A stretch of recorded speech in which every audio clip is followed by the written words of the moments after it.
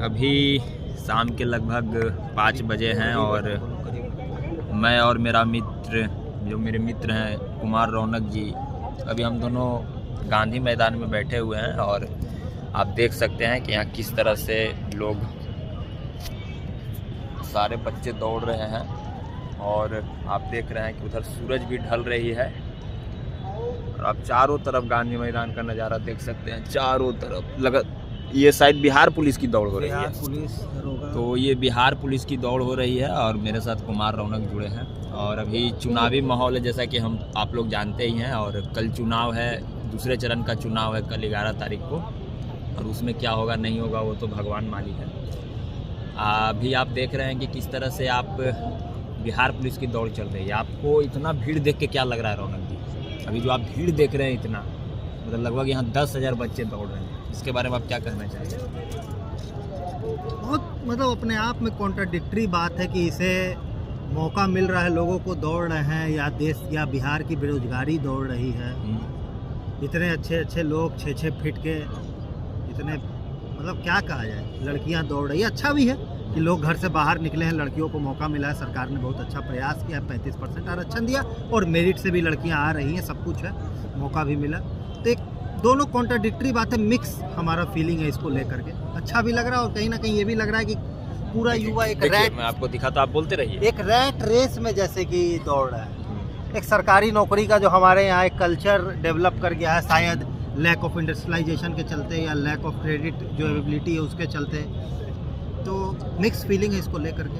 अच्छा, और अभी मतलब अगर जो देखा जाए तो मतलब कि हाल में ही आप देखेंगे कि जैसे कि दरोगा का भी वैकेंसी आया है, बीपीएससी का भी 2-2 वैकेंसी आपने देखा कि 70वीं 71वीं में मतलब वैकेंसियाँ आ रही है। जैसे टीचर का भी बहाली हुआ है, लाखों टीचर का बहाली हुआ है। ये बिहार पुलिस के शायद ये दूसरा होगा जो 20-20 हज़ार करके आया है। बीपीएससी में भी आया, दरोगा में भी आया है।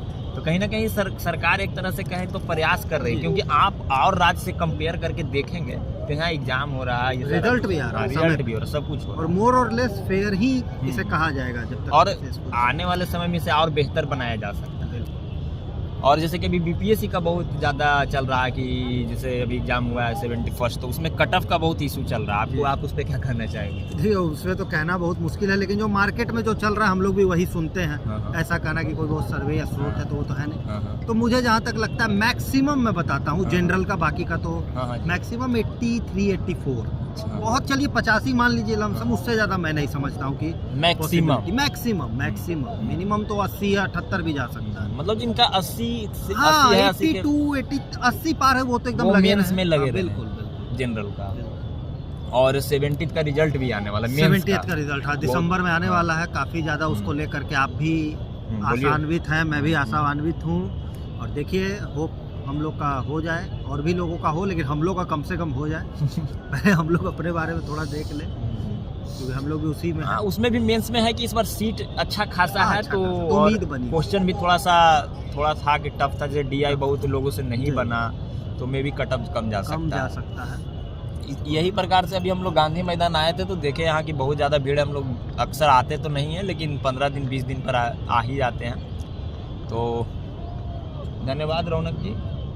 और चुनाव जैसे भी एक क्वेश्चन हमको पूछना है कि कल जैसे कि चुनाव है सेकेंड चरण का, पहले चरण का चुनाव लगभग हो चुका है, और दूसरे चरण के चुनाव के बारे में आप क्या बताना चाहेंगे कि आपको क्या लगता है? दूसरे चरण के चुनाव में जो है वो आपका कहीं ना कहीं मुस्लिम फैक्टर जिसे कहते हैं, खास क्योंकि सीमांचल के कुछ मजबूत सीटों पर वहाँ पे वोटिंग, तो मुस्लिम फैक्टर बहुत ज़्यादा देखने को मिलेगा।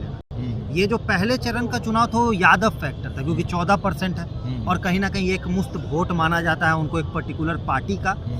वैसी तरह मुस्लिमों को माना जाता है। तो ये देखना है कि क्या जो नए फोर्सेस तैयार हुए हैं बिहार में, खासकर मैं जन स्वराज को, क्योंकि एनडीए के खिलाफ वोट करेगा मुस्लिम, नीतीश से अट्रैक्ट हो सकता है, लेकिन एनडीए के चलते वो नीतीश से भी दूर है।